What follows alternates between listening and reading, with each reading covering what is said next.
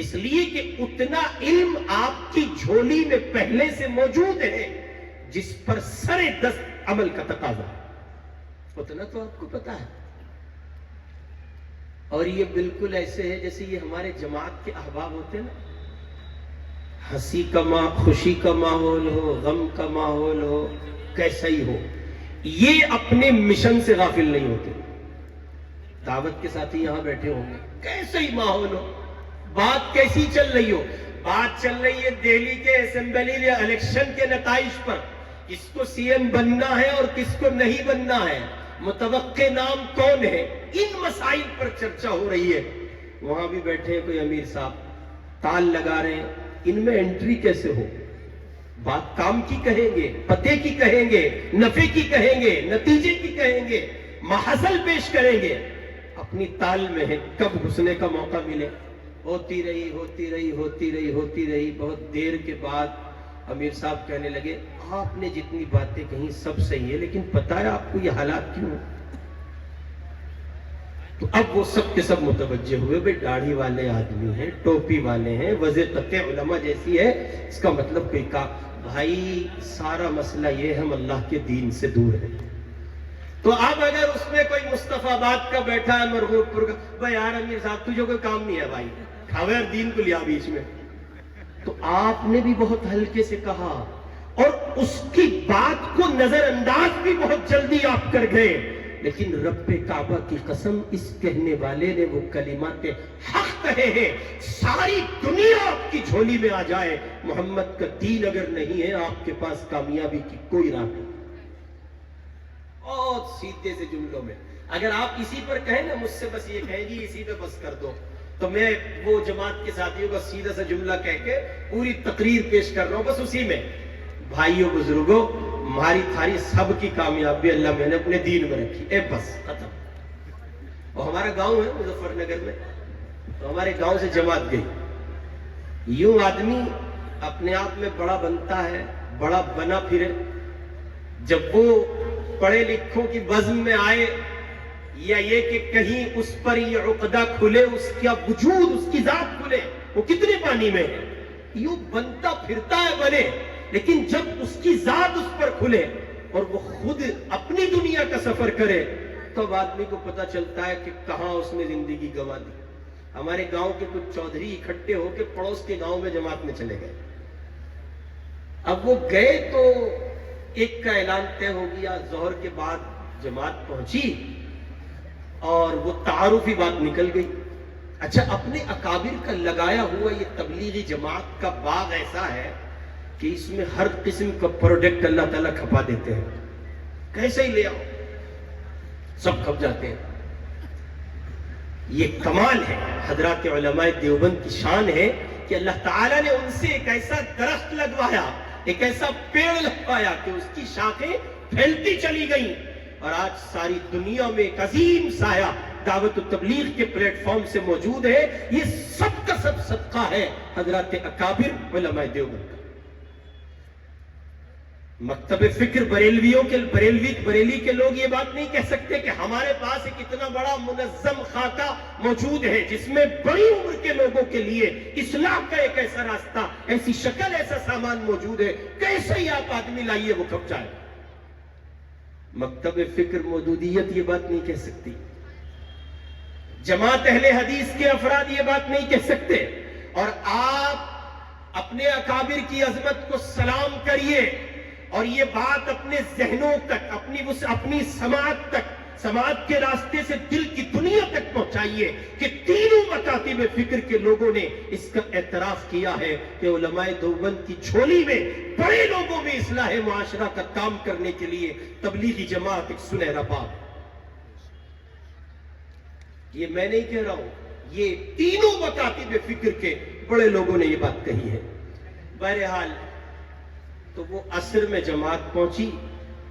ایک چودھری صاحب سے کہا، ہاں جی اعلان کر لو گے؟ ارے اعلان میں ڈھیر کچھ لگ رہا بھائی، اعلان کر لو گے؟ اعلان بتا، اعلان نو کہہ لو گے اعلان کر لو گے؟ ارے وہ فلاں نیتا ہے نہیں، اس کی ورکری کری بننے، اللہ کے بندوں کرا گیا، زندگی اسی میں لگا دی۔ اب ایک طرف ہے نیتا جی کا اعلان،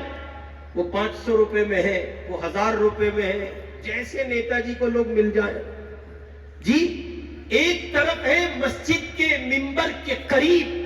اللہ کے ان بندوں کی موجودگی میں جنہوں نے ابھی ایک نماز جماعت کے ساتھ ادا کی ہے، ان کے قلب و ذہن میں جو پاکیزگی ہے، ان کی نظر جو خدا کی محبت لیے ہوئے ہیں، اللہ کی رحمت خاصہ کا جو ان پر ابھی نزول ہوا ہے، ان لوگوں کے درمیان ایک اعلان ہے، 2 جملوں پر مشتمل ہے، 2 لفظوں پر ہے، 2 کلمے کہنے ہیں،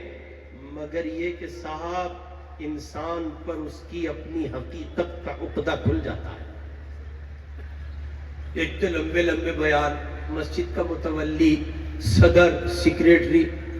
جی بتاؤ 5 منٹ لیٹ کر دیا، آج تو آپ 5 منٹ کر،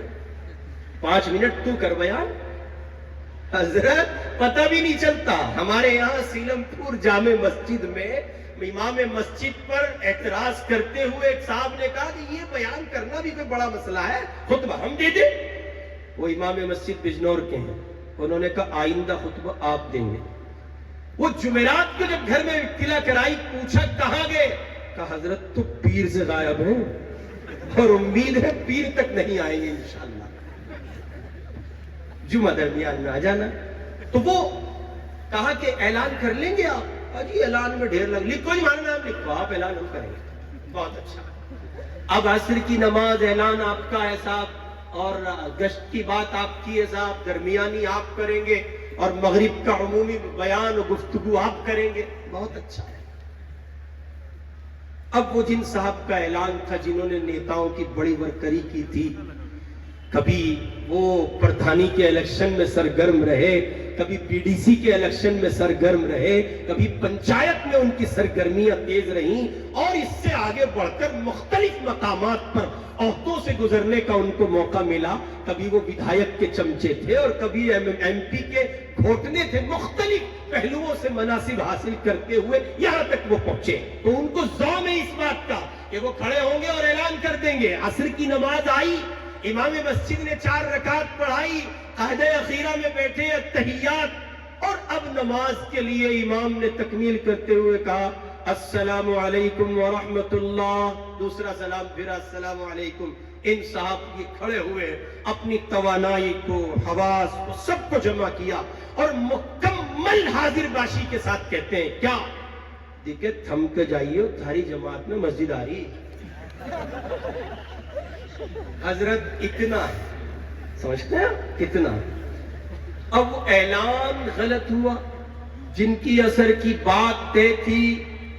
وہ اعلان کے اثرات ان پہ پڑھنے تھے۔ یہاں تبلیغ کے لوگ بیٹھے، ایک جملہ عرض کیے دیتا ہوں دعوت کے اصول کی روشنی میں، اعلان بڑی چیز ہے۔